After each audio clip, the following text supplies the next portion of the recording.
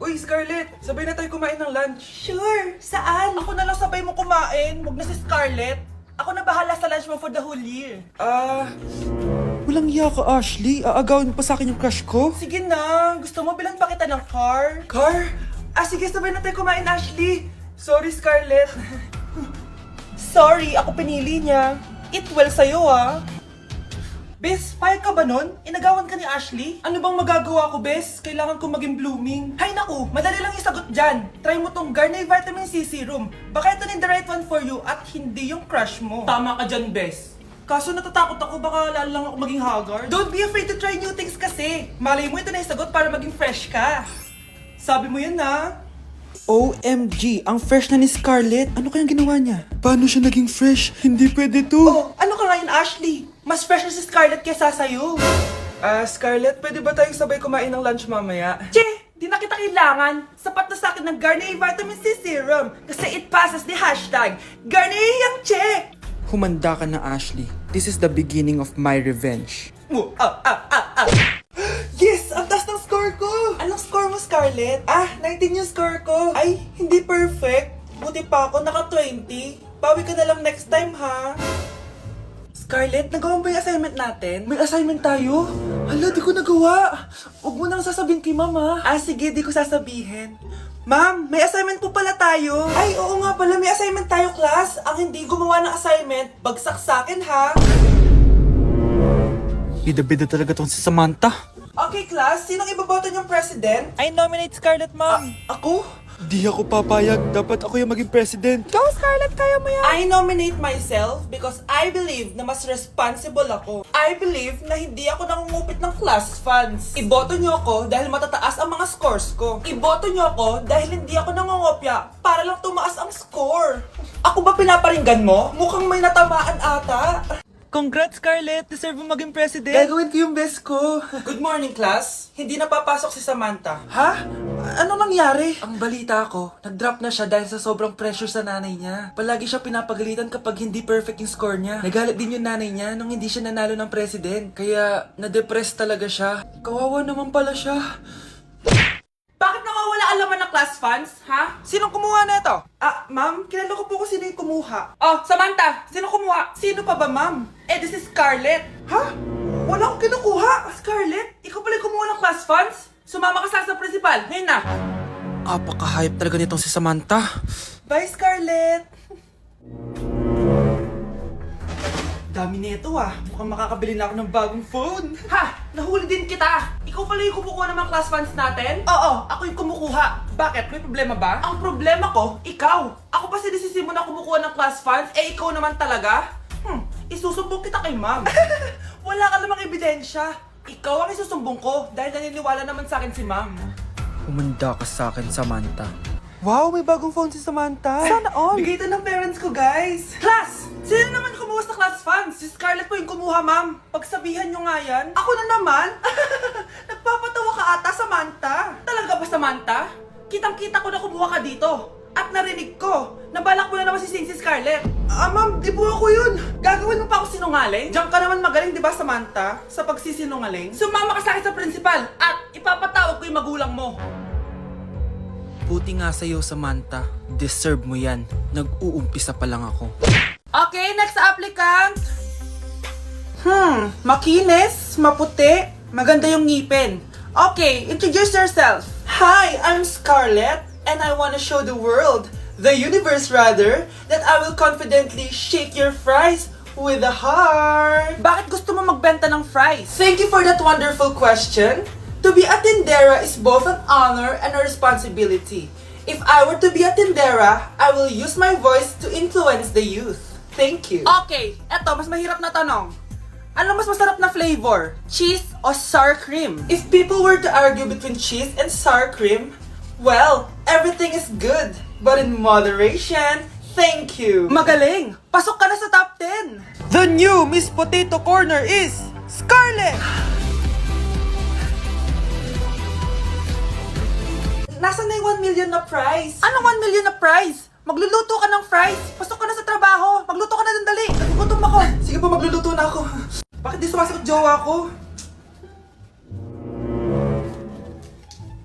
Mga walang yatong mga to, naglalandian pa sa harap ko. Aba, kaya pala di ka sumasagot sa mga tawag ko? Kasi nakikipaglandian ka pala dito kay Samantha? Excuse me? Jowa ko yan. Excuse me? Nauna siya naging akin. Inagaw mo lang. At ikaw, break na tayo! Nababaliw na ata yun. Okay, class, ibibigay ko na yung mga grades nyo. Samantha, naka-98 ka. Ikaw ang highest. Deserve mo yan, Samantha. Thank you, ma'am. Paano naka-98 tong si Samantha? Eh, puro kalandian lang naman yung natupag niya. Kapag inggit, pumikit na lang. At kayong lahat, 95. Maliban lang kay Scarlett, ikaw lang ang bagsak sa buong klase. Bagsak ako? Hindi pwede, ma'am. Ipasa mo ko. Wow! Anong ibibigay kong grade sa'yo, madam? Eh, di ka naman pumapasok sa subject ko. Lagot ako sa nanay ko nito. Nay, bagsak po ako. Ayan! Kaka-boyfriend mo kasi yan! Huwag ka na umuwi dito, ha? Paano na ako nito? Miss, huwag kang gagalaw. Hold up to. Wala na bang mas mamalas pa sa araw na to? Akin na phone mo tsaka bag mo. Kuya, wag po. Akin na. Ayoko na. Ayoko. O anak, anyari sa'yo? Anay, masamang panaginip lang. Ayan, hindi ka kasi nag-i-skincare bago matulog. Ah, ganun pala yun, Nay. Oo, anak. Try mo tong overnight serum ng Garnier. May 10% pure vitamins ito so that you can #power through the night. Kaya goodbye na sa mga nightmares. Ah, sige, Nay. Tatry ko. Grabe, ang fresh ko na naman. For sure, may in love na naman sa akin yung jowa ko. Oo, glowing ka nga, anak. Pero huwag ka ilusyonada kasi wala ka naman jowa. Grabe. Grabe ka, Nay. Good morning, ma'am! Ba't ang laki ng tiyan mo, Samantha? Ah, buntis mo ako, ma'am! Hello, ma'am! Sko, ano nang nangyari sa mga estudyante ko? Lo, blessing kaya to, ma'am. Blessing? Nauna pa kayo sa akin, ha? Okay, nagets niyo ba? Ano yung maingay na yon? Ma'am, sorry po. Lumabas na kasi yung anak ko, eh. Tama na, baby. Ma'am, nawawala yung anak ko! Iniwan ko lang kanina dito, eh. Ilabas niyo na! Kit-kit mo? Hoy! Balik pa sa akin, anak ko! Anak mo pala to? O, salo! Yung bata! Be, may gatas ka pa dyan? Naubusan na ako eh. Ay, Be, bumili ka! Ano, pati gatas ng anak ko, ubusin mo din? Damot mo naman? Ang pangit naman ng anak mo. Aba, ano sabi mo? Che, TikTok muna ako. Uy, Be, puro ka TikTok dyan. Yung anak mo, lumabas na ng room. Baka malaglag yung sagdan. Halaan mo, para matuto siya. Hala, walang kwentang nanay to. Nay, alis lang ako ah.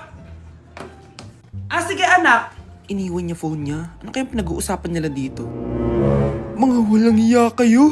Humanda kayo sa akin. A few moments later. Ah, bakit niyo po kami pinatawag, Nay? Kung hindi ko makikita yung phone ni Kyle, hindi ko malalaman yung pinagsasabi niyo sa akin.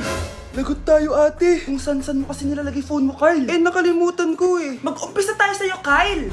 Anay, puro na lang itlog at hotdog niluluto ni nanay. Mas masarap pa magluto yung kapitbahay natin. Sige, next time, ipagluluto kita na sinigang na hotdog. O ikaw, Brianna.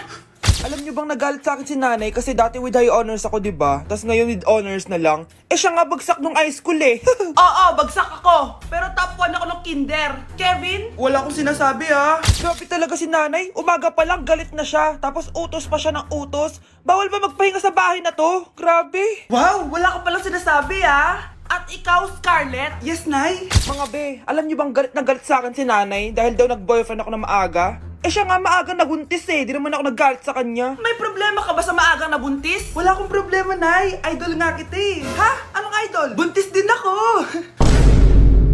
Uy, Scarlett, di ba ex-boyfriend mo yung bago ni Samantha?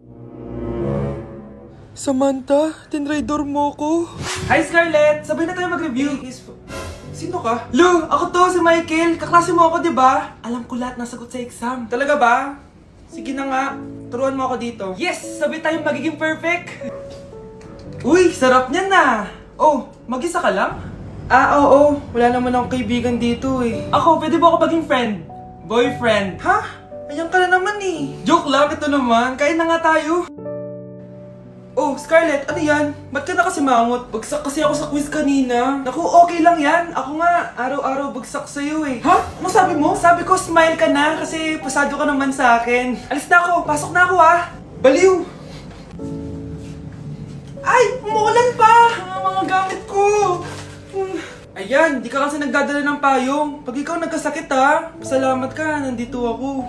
Michael, ba't nandito ka pa? Hatid na kita sa bahay niyo, baka mapano ka pa. Gusto ko safe ka makauwi. Lo, Sige na nga. Go Go na, be. Scarlett? Michael? Ship ko kayo. You may kiss the bride. Mag-kiss Ano na kayo. kaya? Anong kiss? Lu, parang di gusto. Dalian yun, nakis mo na sa noo. Humanda ka, Scarlett. Tapos na yung maliligayang araw mo. Hi, Bes! Uy, Bes! Boyfriend ko nga pala. Michael, si Samantha, best friend ko. Hello, Samantha. Nice to meet you. Hi, Michael. Ako nga pala si Samantha. Una na kami, Bes, ha? Bye-bye. Masaya naman kami dati. Inagaw lang siya ni Samantha. Yung best friend ko pa. Paano yung step na yun? 1. Ha? Oh, Scarlett, anong ginagawa mo? Nay, nagpa-practice po ako. Pangarap ko po kasi sumikat parang mga K-pop. Seryoso ka ba, Scarlett? Sa ganyang itsura mo? Manalamin ka nga. Grabe ka naman, Nay. K-pop, K-pop. Okay, class. Ano ang pangarap niyo sa buhay? Ma'am, gusto ko po maging doktor. Wow, maganda yan. Pagbutihan mo, Samantha. Ikaw, Scarlett. Pangarap ko pong sumikat parang mga K-pop. Seryoso ba si Scarlett?